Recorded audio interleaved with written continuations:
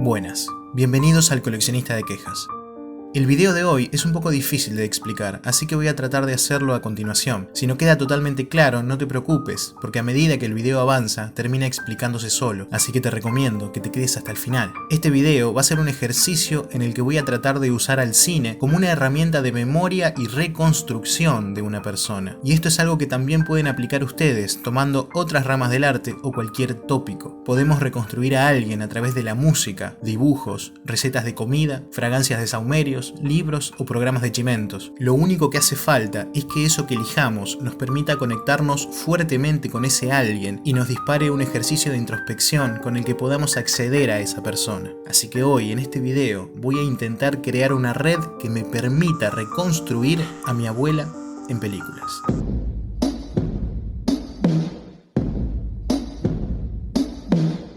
Tengo la enorme fortuna de decir que crecí con mis 4 abuelos presentes, de los cuales aún tengo 3. La Moni, mi abuela paterna, falleció hace un par de años y siempre me gusta recordarla de distintas maneras. Ella, sin saberlo, era una invaluable biblioteca de cine, que soltaba conocimientos sueltos sin darse cuenta, y había visto más películas de la que ella misma recordaba. Voy a recopilar todas esas pelis y tratar de hilarlas para poner en retrospectiva todo lo que aprendí de cine gracias a ella. Aprendí que Dráculas hay muchos y que es uno de los libros más adaptados en el mundo. Aprendí que el Drácula de su infancia era el de Christopher Lee, pero que en su interior se libraba una feroz batalla de ideas porque su preferido era el de Gary Oldman, de la película de Coppola. Aprendí que Bela Lugosi había sido el Drácula más simpático de todos, pero que el personaje le había quemado tanto la cabeza que había pedido que lo entierren con el traje puesto, cosa que no le creí. Años después me dijo que vea la película Ed Wood de Tim Burton para demostrarme que no me mentía. También aprendí que había existido un Drácula primigenio, previo a los grandes negociados por los derechos de autor, que había sido adaptado libremente pero que no podía llevar el nombre del conde. Fue así que conocí la película Nosferatu.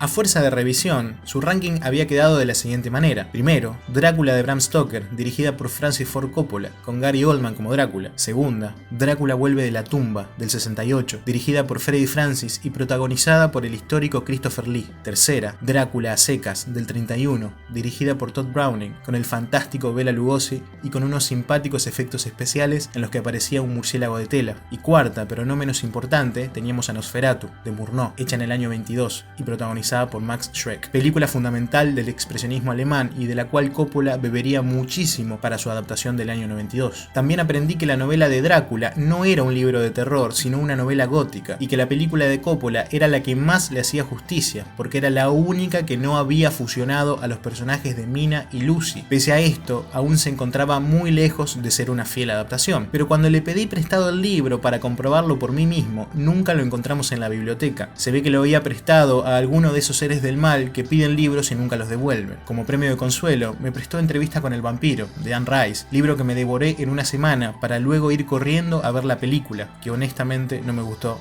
nada. Pero volviendo a Coppola, también me dijo que tenía un sobrino que se había cambiado el nombre para poder hacerse su propia carrera. No se acordaba bien quién era, pero me tiró el dato de que tenía mucha cara de boludo y había hecho películas tremendas y películas muy de mierda. No tardamos en encontrarlo. Era Nicolas Cage. Me dijo además que Nicolas Cage había actuado en una de sus películas preferidas de la vida, La ley de la calle, o Rumblefish, dirigida también por su tío Coppola, en la que compartía cámara con Matt Dillon y con uno de sus amores platónicos, Mickey Rourke. Pero el Mickey Rourke pre-cirugías, cuando era un galán hegemónico que ponía mucha cara de circunstancia, y no un viejo lesbiano con la cara de cuero como es hoy en día. A raíz de esto, me recomendó también otra película donde se podía ver a este Mickey Rourke joven, acompañado por Robert De Niro, Corazón satánico, cuyo nombre en inglés era, paradójicamente, Corazón de Ángel, un policial negro que se mezclaba con tramas de vudú y satanismo. Esta película había sido escrita y dirigida por Alan Parker, quien también había dirigido la película The Wall, basada en el disco conceptual homónimo de Pink Floyd, banda que se escuchaba muchísimo en la casa de mis abuelos. Habiendo mencionado a De Niro, aprendí también que era uno de los actores con más roles de mafioso en todo Hollywood, con el top 3 de la Money quedando de esta manera: El Padrino 2, Casino y Los Intocables. Esas 3 películas me hicieron conocer 3 cosas diferentes. Por un lado, Los Intocables me hizo conocer a Brian De Palma, quien también es director de Scarface, una de mis películas favoritas hasta el día de hoy. Por otra parte, Casino me introdujo en un viaje de ida al mundo de Martin Scorsese, director por el cual me dieron muchísimas ganas de estudiar cine cuando fui más grande. Y tercero,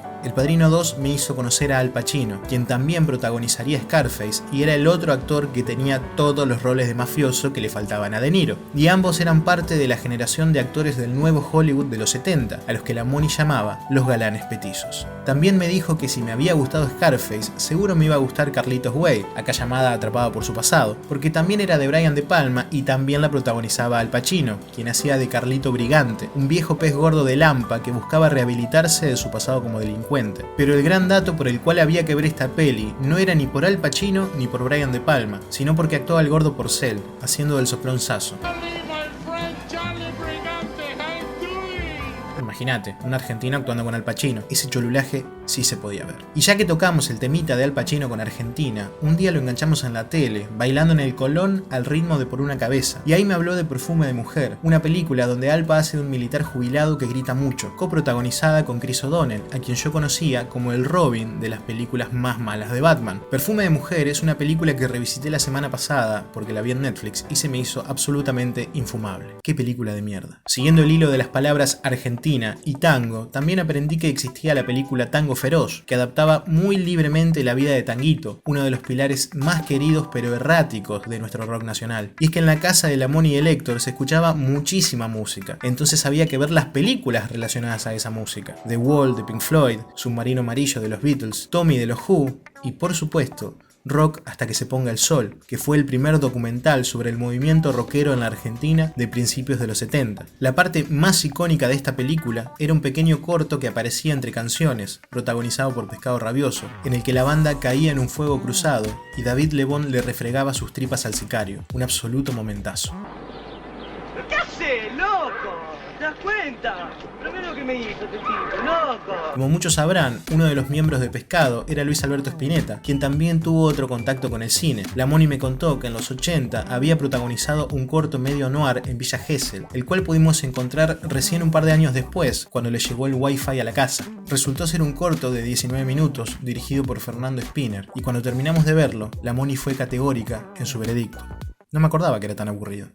Y hablando de cine en español, siendo mucho más chico, una vez la interrumpí viendo Hable con ella, de Pedro Almodóvar, y quise quedarme viéndola porque a Grandinetti lo conocía de la primera temporada de Chiquititas, imagínense mi edad, pero ella no me dejó. Me dijo que era una peli para grandes y que tenía que esperar unos años para verla. Y mierda que esperé. La vi completa recién este año y me partió en 1000 pedazos. Hoy en día es mucho más difícil controlar el acceso al contenido que tiene un niño, porque el bombardeo es mucho más constante. En ese momento fue suficiente que me mandaran a leer algún cómic o algún libro, o a jugar con el gato en el patio. Pero ¿cómo era el acceso cuando la Moni era una niña? Me contó que en su barrio se iba mucho a la matiné del cine, en grandes grupetes de niños, en parte porque eso los podía mantener ocupados durante todo un sábado, y por otra parte porque era barato. Para esa época, mediados de los años 60, los exhibidores aún no estaban monopolizados por las grandes cadenas mega imperialistas que asesinaron a todos los cines pequeños. En ese momento, en la ciudad de Santa Fe, donde vivo, había cerca de 22 salas de cine diferentes, y cada una con su propia oferta de películas, ya que los mega estrenos en simultáneo tampoco existían. Ir a la matiné del cine implicaba ir de mañana o después de almorzar y clavarte 3 o 4 películas al hilo, hasta que estaba por oscurecer y te mandaban para tu casa. Y tampoco se comían pochoclo en cantidades obscenas como ahora, sino que se consumían más otro tipo de golosinas, como el maní con chocolate, los turrones de maní y las mini tortas. Aprendí también que en esas viejas salas de cine fue donde la Moni se hizo fan de Drácula y también de otros personajes clásicos de la Universal, como el Frankenstein de Boris Karloff o cualquier película donde apareciera Peter Cushing, a quien yo descubriría muchos años después en Star Wars bajo el nombre de Grand Moff Tarkin. Y al fin, después de tanto ir y venir por un mapa de recuerdos y referencias sueltas, volvimos al principio de todo. Y voy a cerrar por acá porque creo que ya cumplí mi propósito. Pude reconstruir a una persona que ya no está presente de manera física a través de un legado simple: mirar películas. Y de eso se trata cuando decimos que alguien murió físicamente pero sigue con nosotros. No es una cuestión del alma o del cielo. La espiritualidad no está ahí, sino en en lo que construimos a partir de esa pérdida. Buscar en la mente muchos pedazos de cosas que no necesariamente encajan de una manera determinada y armar el rompecabezas que más nos guste. Y por último, me gustaría decir que el ejercicio de este video no es un acto intuitivo, ni mucho menos. Son horas de sentarse con un cuadernito y una lapicera y rebuscar en el baúl de 1000 millones de recuerdos para poder armar una red con sentido y propósito. Es un ejercicio muy sano que le recomiendo a todos, porque la memoria siempre vale la pena en contra del olvido. Siamo d'accordo? Sí. Si te gustó este experimento, te invito a que dejes un like al video y te suscribas al canal. Por mi parte, eso fue todo. Muchas gracias por llegar hasta acá. Yo soy Luca, esto fue El Coleccionista de Quejas y nos vemos en estos días.